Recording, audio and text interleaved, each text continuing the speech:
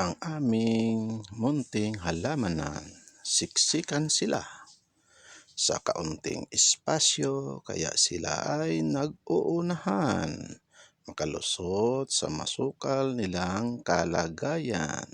Kung kaya saan-saan na lang sila lumulusot. Kumbaga sa kasabihan, matira ang matibay. Kung sa bagay, wala pa namang nabawas sa kanila, matitibay at matatag silang lahat na kung minsan nga nakalimutan pang diligan, lalo na kung may lakad kami.